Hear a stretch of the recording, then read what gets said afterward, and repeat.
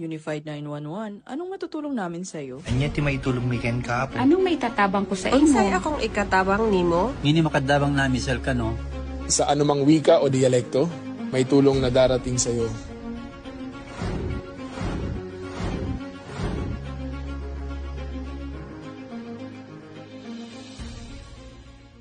Lilingkod sa bawat Pilipino at magbibigay ng tamang impormasyon para sa tahimik at maayos na Pilipinas. Police News Network, alagad ng batas, tagapagtaguyod ng balitang pulis, sandigan ng mamamayan, patnubay ng katotohanan.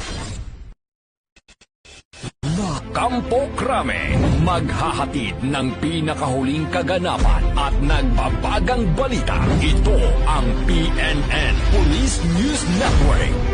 At ngayon, ang inyong mga tagapagbalita.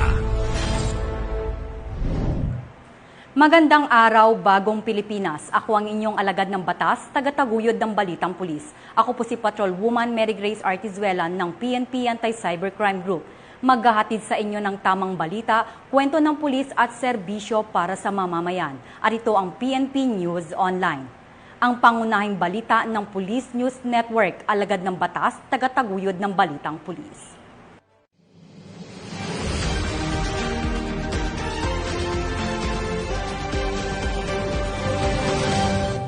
Narito ang mga balitang hatid ng ating PNN correspondents mula sa iba't ibang panig ng bansa.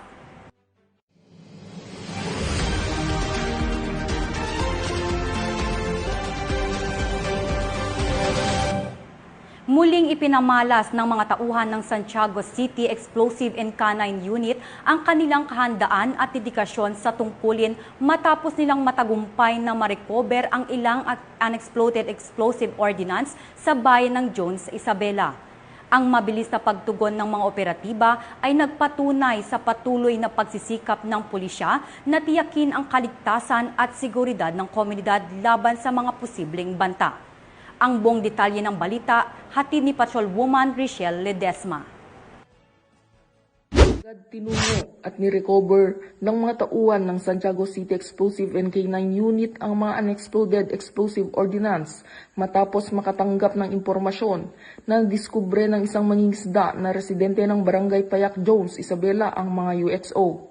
Agad na nagsagawa ng safety procedures ang mga nabanggit na unit at pagkatapos ng mga assessment at inspeksyon ay nakilala ang mga umano UXO na isang piraso na General Purpose Bomb 250 LBS with fuse and filler corroded at isang General Purpose Bomb 250 LBS walang fuse at filler corroded. Inilapat ang mga ito sa pamamagitan ng paglalagay ng 2 piraso ng kahoy na pambalot sa katawan ng nasabing UXO para mapatatag sa panahon ng transportasyon. Samantala, patuloy din ang pagsasagawa ng awareness lecture ng Project ABKD o Awareness of Bomb That Kills, Lives, Destroys Properties ang mga unit ng EOD K9 para hikayatin ng publiko na agad ipaalam sa mga kapulisan ang mga ganitong kakaibang mga bagay upang maiwasang may masaktan at agad ma-inspect ng mga otoridad para sa tamang disposisyon at transportasyon. Ang mga ganitong hakbang ng hanay ng pambansang pulisya ay sumasalamin sa bagong PNP na may serbisyong mabilis, tapat at nararamdaman tungo sa ligtas at maunlad na bagong Pilipinas. Dito sa Lambak ng Cagayan, ako ang inyong PNN correspondent, Patrolwoman Ledesma, alagad ng batas, tagataguyod ng Balitang Pulis. Maraming salamat, Patrolwoman Ledesma. Matapos ang masusing koordinasyon at patuloy na operasyon ng mga otoridad, nasilbihan ng warrant of arrest ang isang most wanted person sa Salawigan ng Rizal. Ito ay bunga ng mas pinaigtinang kampanya ng pulisya laban sa mga wanted persons upang mapanagot sa batas ang mga nagkasala at mapanatili ang kaayusan at katarungan sa komunidad. Patrolman Mark Lawrence Atencio sa report. Isang provincial level most wanted person sa isinagawang operasyon ng Rodriguez Municipal Police Station sa loob ng BJMP NCR, Kambagong Diwa, Lower Bikutan, Taguig. Kinilala ang akusado na si alias Manjet na kasalukuyan nakakulong sa nasabing piitan Siya ay inaresto sa bisa ng warrant of arrest para sa kasong robbery na inalabas ng Regional Trial Court Branch 77 sa Mateo Rizal na mayroong nirekomendang piyansa. Ang Rizal Police Provincial Office ay hindi titigil sa pagsasagawa ng operasyon laban sa mga taong mayroong pagkakasala sa batas upang mapanatili ang kaayusan at ligtas na komunidad. Mula dito sa Calabarzon, ako ang inyong Police News Network Correspondent, Patrolman Mark Lawrence Atencio. Alagad ng batas, tagataguyod ng Balitang Pulis. Maraming salamat, Patrolman Atencio. Nakibahagi ang kapulisan ng Police Regional Office Cordillera sa isinagawang Foundation Blood Donation Activity ng Philippine Military Academy bilang bahagi ng kanilang patuloy na advokasya sa pagsagip ng buhay at pagtulong sa kapwa para sa kapakanan ng mga nangangailangan. Ito ang balitang hatid ni Police Master Sergeant Lenny Valerio. Police makatao isa sa mga core values ng Philippine National Police o PNP, kaya naman aktibong nakiluhok ang Police Regional Office Cordillera Administrative Region of Pucar sa Foundation Blood Donation Activity ng Philippine Military Academy o PMA na ginanap sa Yap Hall, Port del Pilar, Baguio City nito lamang 25 ng Oktubre taong kasalukuyan. Sa panahon ng aktibidad, ang mga pulis ng Pucar kasamang iba pang mga donor mula sa iba't ibang kasosyong ahensya ay nag-donate ng dugo na sumasailalim sa kanilang sama-samang dedikasyon sa pagtulong sa pagliligtas ng mga buhay at pagsuporta sa mga makataong layunin. Bukod dito, ang mga tauhan mula sa Regional Medical and Dental Unit Cordillera ay nagbigay ng mahalagang suporta sa pamamagitan ng pagtulong sa pagtatala ng medical kasaysayan, pagkuha ng mga vital sign at pagkolekta ng mga dugo mula sa mga donor. Sa temang tungkulin sa pagtitipid, isang pamana ng serbisyo, ang kaganapan ay inorganisa ng Dugtong Buhay Movement katuwang ang GMA Kapuso Foundation, Baguio Country Club, Philippine Red Cross, Baguio General Hospital and Medical Center, Department of Budget and Management at Health Service, Commander ng Armed Forces of the Philippines. Ang inisyatiba nito ay binibigyan diin ang hindi natitinag na dedikasyon ng Pucar sa pagpapalakas ng mga pakikipagsosyo sa komunidad at pagtataguyod ng advokasya na nagliligtas ng buhay sa pagitan ng aktibong kakilahok sa mga makataong pagsisikap. Mula dito sa Riyon ng Cordillera, ako ang inyong PNN Correspondent, Police Master Sergeant Lenny Valerio. Alagad ang batas, tagataguyod ng Balitang Pulis. Maraming salamat, Master Sergeant Valerio. Isang armadong lalaki ang arestado sa isang operasyon ng mga otoridad sa Baseco Compound, Manila matapos mahulihan ng iligal na armas. Tuloy-tuloy pa rin ang kampanya ng kapulisan laban sa iligal na armas at pagpapatupad ng batas upang matiyak ang kapayapaan at kaayusan sa komunidad. Yan ang balitang hatid ni Patrolwoman Mika May Bahiwag. Arestado ng mga tauhan ng Baseco Police Station 13 ng Manila Police District ang isang 47 anyos na lalaki matapos ireklamo ng pananakit ng kapitbahay sa Barangay 649, Baseco Port Area sa Maynila. Kinilala ni Police Lieutenant Colonel Romel Anicete, Station Commander ng Police Station 13, ang suspect na si alias Lito, isang negosyante at residente ng nasabing lugar. Ayon sa ulat ng tauhan ng Baseco Police, humingi ng tulong sa mga nagpapatrolyang pulis ang isang lalaking biktima na agad na nirespondehan, ngunit nagtangka pa ang suspect na bumunot ng baril na nagresulta sa kanyang pagkakadakip.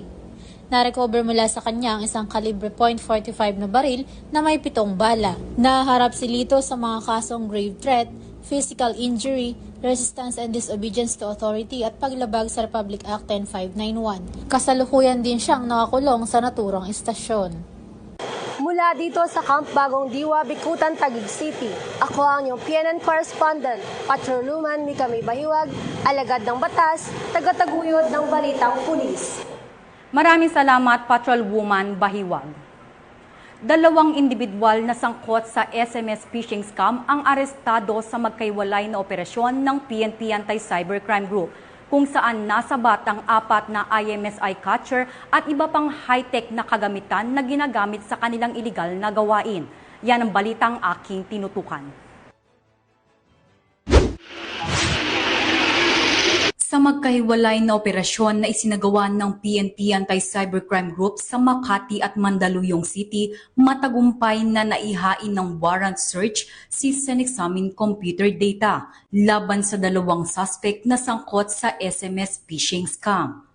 Ayon sa isinagawang surveillance, ang dalawang suspect ay magkahiwalay na umiikot sa matataong lugar upang makasagap ng mga phone numbers gamit ang International Mobile Subscriber Identity Capture o ISMI at magpapadala ng mga text messages na may lamang phishing links gamit naman ang text blaster. Kapag napindot ang mga link na ito, ay agad silang manghihingi ng personal information dahilan para ma-access ng mga scammers ang online at bank accounts na kanilang bibiktimahin. Huwag po tayo basta-basta mag-click doon sa mga nare-receive natin ng mga text messages or either email messages. We have to always check whether the spelling is correct.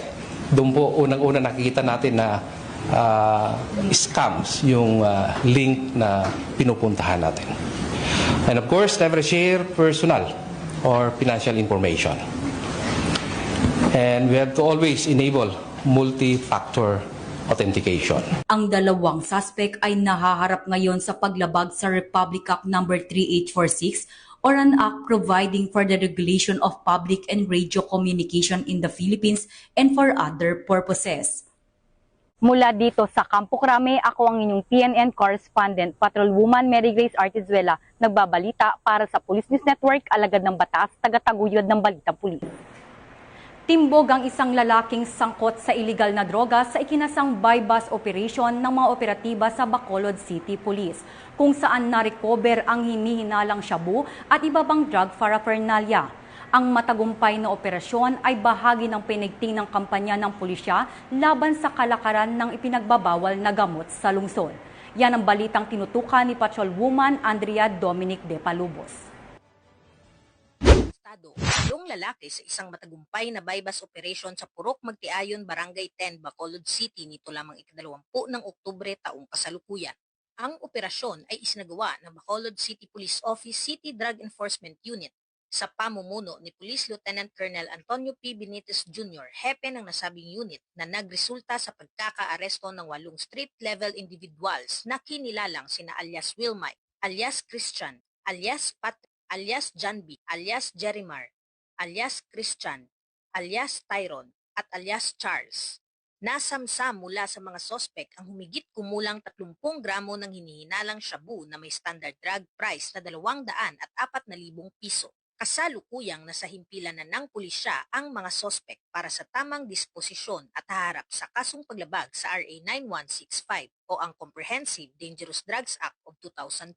Hinihimok ng Bacolod City Police Office ang mamamayan na makipagtulungan sa mga otoridad sa pamamagitan ng pagbibigay ng impormasyon laban sa mga sangkot sa iligal na droga. Ang matagumpay na operasyon ay patunay ng matibay na paninindigan at dedikasyon ng kampanya kontra droga ng Philippine National Police na naglalayong iligtas ang kabataan at pamayanan mula sa epekto ng iligal na droga at mapanatili ang katahimikan at kaayusan sa lungsod. Mula dito sa Police Regional Office 6, ako ang inyong Police News Network Correspondent, Patrolwoman Andrea Dominic de Palobos, alagad ng batas, tagataguyod ng Balitang Pulis. Maraming salamat, Patrolwoman de Palubos. Matapos ang masusing operasyon ng mga otoridad, arestado ang top 6 most wanted person ng Cebu City sa ikinasang law enforcement operation. Patunay ito ng patuloy na determinasyon ng pulisya na tugisin ang mga pinaghahanap ng batas at tiyakin ang kaligtasan ng mamamayan. Ito ang balitang hatid ni Patrolwoman Judith Nicanor. Arestado ng kapulisan ng Cebu City ang top 6 most wanted person municipal level na may kasong paglabag sa Republic Act 9165 o Comprehensive Dangerous Drugs Act of 2002 sa Silangan 1, Tinago, Cebu City noong ika-22 ng Oktubre taong kasalukuyan. Kinilala ni Police Captain Jade A. Basingaw, officer in charge ng Police Station 3, Cebu City Police Office, ang suspect na si Nordin, 46 anyos na residente ng naturang lugar. Ang sospek ay naaresto sa bisa ng warrant of arrest para sa kasong paglabag sa Republic Act 9165 na inisyu ni Honorable Mendolfo Ceniza Pintor, presiding judge ng Regional Trial Court 7 Judicial Region, Branch 72, Lapu-Lapu City, Cebu. Samantala, kasalukuyang nasa kustodiya ng Police Station 3 ang sospek para sa dokumentasyon at tamang disposisyon. Ang kapulisan ng Cebu City ay nangangakong mas papaigtingin pa ang kanilang kampanya laban sa lahat ng uri ng kriminalidad upang matiyak ang kaayusan at kapayapaan dahil sa bagong Pilipinas, ang gusto ng pulis, ligtas ka. Mula dito sa Cebu City, ako ang inyong PNN correspondent, Patrolwoman Judith Nicanor, alagad ng batas, tagataguyod ng Balitang Pulis. Maraming salamat, Patrolwoman Nicanor. Nahuli ng mga otoridad ang isang wanted person sa kasong frustrated homicide sa isinagawang operasyon sa Barangay Olatan, Haro, Leyte. Ang matagumpay na pag-aresto ay bahagi ng tuloy-tuloy ng kampanya ng pulisya laban sa mga nagtatagong individual na may kinakaharap na kaso. Patrolwoman Cristel Palafox, ibalita mo. Ng mga otoridad ang isang lalaking wanted person na may kasong frustrated homicide sa Barangay Ulutan, Jaro, Leyte. Bandang alas 5:20 ng hapon nang maresto ang akusado ng mga tauhan ng Jaro Municipal Police Station kasama ang 2nd Leyte Provincial Mobile Force Company sa bisa ng warrant of arrest para sa kasong frustrated homicide na may nirekomendang piyansa na 72,000 piso para sa pansamantalang kalayaan. Dinala ang akusado sa Jaro MPS para sa kaukulang dokumentasyon at tamang disposisyon. Ang matagumpay na pagkakaresto sa akusado ay patunay lamang na epektibo ang pagpapatupad ng pambansang pulisya sa kanilang sinumpaang tungkulin na maghatid ng serbisyo publiko para sa mas payapa, ligtas at maunlad na bagong Pilipinas. Mula dito sa Eastern Visayas, ako ang inyong PNN correspondent, Patrolwoman Palafox, alagad ng batas, tagataguyod ng Balitang Pulis. Maraming salamat, Patrolwoman Palafox. Matagumpay na isinagawa ng RPSB ang isang practical activity sa lalawigan ng Maguindanao del Norte, katuwang ang mga lokal na opisyal at mga miyembro ng komunidad. Layunin nito na palakasin ang ugnayan ng pulisya at mamamayan sa pagpapatupad ng mga programang pangkapayapaan, kaayusan at kaunlaran sa mga barangay. Ang magandang balitang hatid ni Patrolwoman Angela Bandarlipe. Matagumpay na isinagawang practical activity sa solar installation ng mga photovoltaic system installation in situ sa pangangasiwa ng Ministry of Basic, Higher and Technical Education, Technical Education and Skill Development, ang RPSB team sa Camp Bijan Salpada, Cape Indaton, parang Maguindanao del Norte nito lang 21 na Oktubre taong kasalukuyan. Layunin na aktibidad na mahasa ang kasanayan ng mga kalahok sa wastong paggamit at pagpili ng mga materyales sa paggawa ng solar panel installation.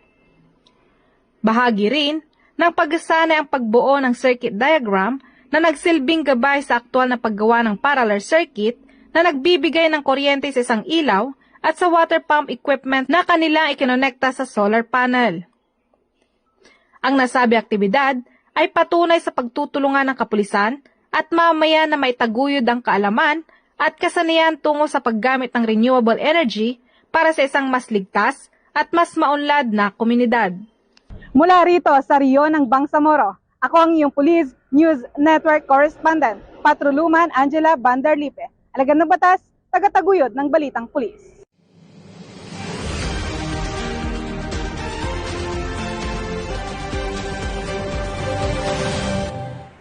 Dumako naman tayo sa ibang balita. Paalala po sa mga aplikante ng PNP Cadet Admission Test na gaganapin nationwide sa darating na ika-9 ng Nobyembre 2025. Hinikayat ang lahat ng aspiring applicants na nais maging bahagi ng Philippine National Police Academy for Class 2030. Sabay-sabay nating panoorin ang ilang paalala para sa darating na examination. Good news! PNP Cadet Admission Test 2025 online application is extended from October 1 to October 15. Dare to lead. Choose the path of service, integrity, and justice. Join the long maroon line. Be a PNP Cadet. Maging iskolar para sa bayan. Applicants who have already submitted their application are strictly advised not to reapply in this extended application. This is to prevent duplication and to accommodate unregistered applicants. The following are the qualifications for admission. A natural-born Filipino citizen must be 18 to 22 years old. Your birth date must be between May 2, 2003 and May 1, 2008 at the time of admission, which is May 1, 2026. Male or female, must be single with no parental obligation. At least senior high school graduate upon admission. At least 5 feet and 2 inches for males and 5 feet for females. With a weight that corresponds to the applicant's height, gender, and age. Physically and mentally fit to undergo the cadetship program. With good moral character. No criminal, administrative, or civil derogatory record. Without a pending complaint and case before any tribunal of whatever nature. Not a former cadet of PNPA or other similar institutions. And never been dismissed from any private employment or government position for cause. These are the requirements for the online application.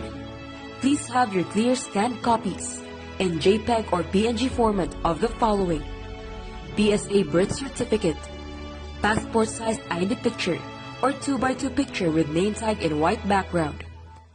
Now, proceed to our website at pnpa.edu.ph. Click the link for PNPCAT 2025 online application. Once you've completed all the necessary steps and uploaded all required documents, your online application is officially submitted.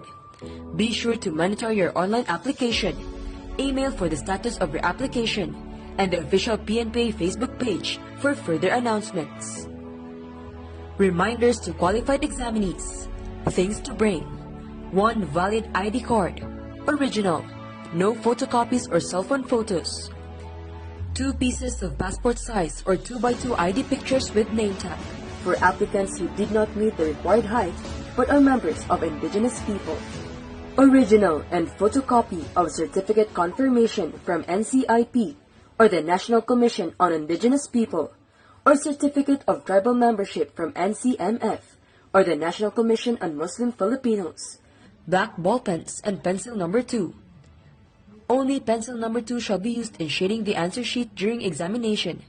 Any other types of pens, such as gel pens, sign pens, fountain pens, and friction pens, as well as the other colors of ball pens, are not allowed. A black ball pen shall be used only for signatures. Examinees are encouraged to use transparent bags. They may opt to bring water in clear or transparent container, which the room examiner or proctor shall inspect. Attire. Wear proper attire on examination day, preferably plain white shirts or tops.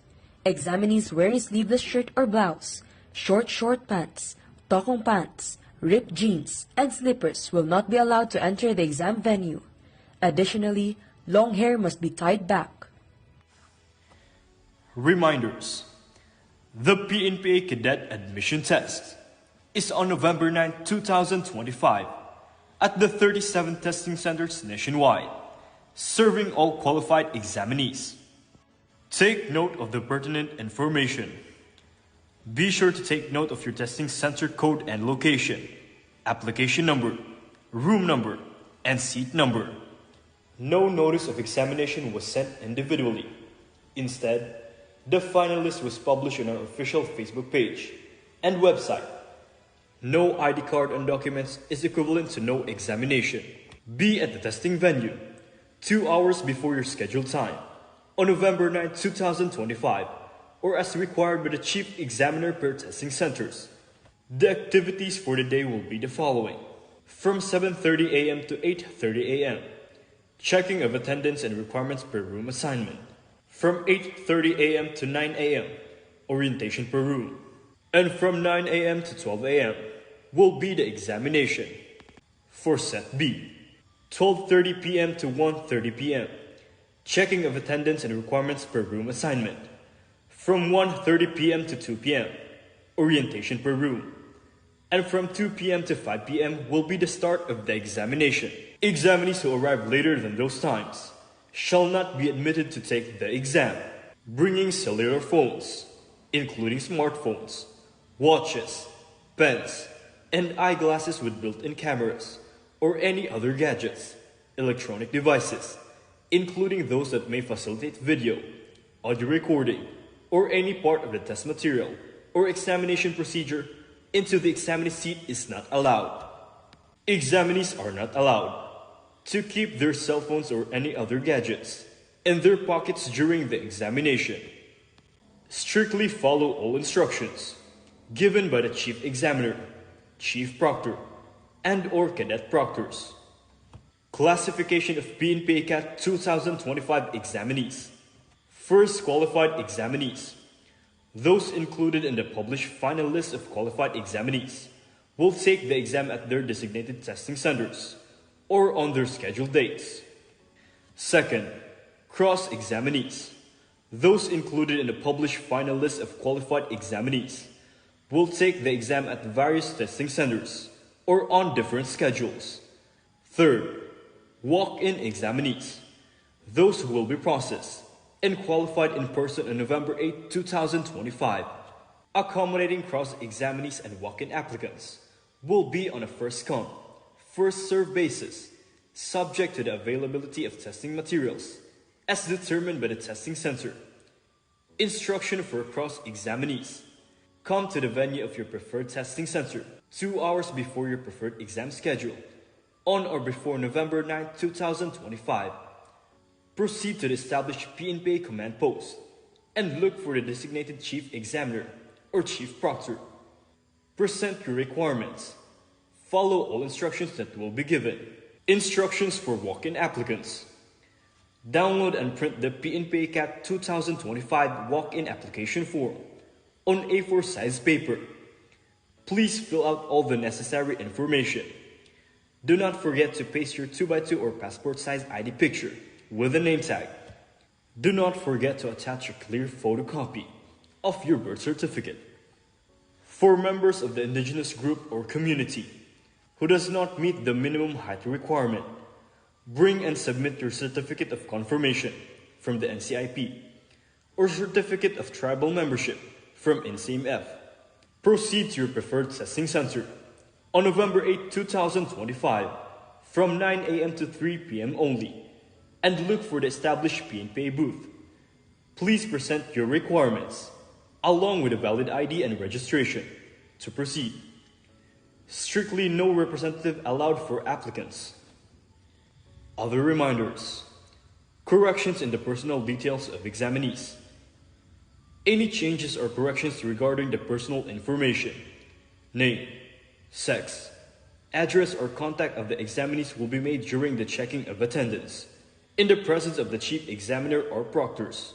Test coverage and competencies. Below are the competencies that will be assessed during the examination. Examination can generally be answered within 2 to 3 hours. Communication arts, mathematics, science, general information and values, and abstract reasoning.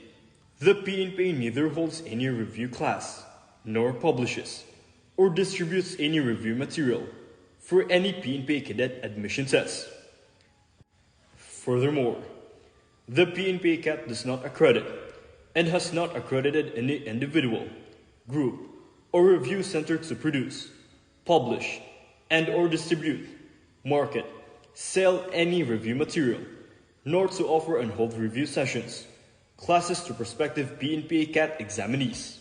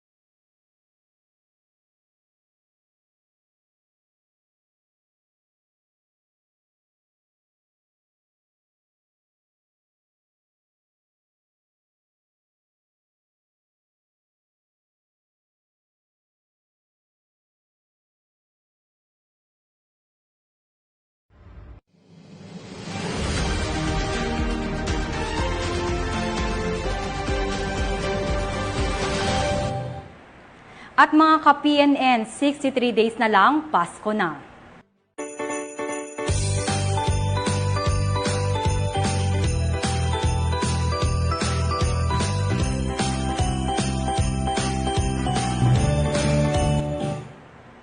Sa ngalan ng pamunuan ng Philippine National Police sa pangunguna ni Acting Chief PNP Police Lieutenant General Jose Melencio Nartates Jr. at sa pamumuno ni President Ferdinand Bongbong Marcos Jr., kami ay maglilingkod sa bawat Pilipino at magbibigay ng tama at balanseng balita. Mula rito sa tanggapan ng tagapag-ugnay ng pambansang pulisya, ako ang inyong alagad ng batas, tagataguyod ng Balitang Pulis. Ako ang inyong tagapag-ugnay, Patrolwoman Mary Grace Artizuela ng PNP Anti-Cybercrime Group. Maghahatid ng tamang balita, kwento ng pulis at serbisyo para sa mamamayan. At ito ang PNP News Online. At ito ang bagong PNP para sa bagong Pilipinas. Serbisyong mabilis, tapat at nararamdaman.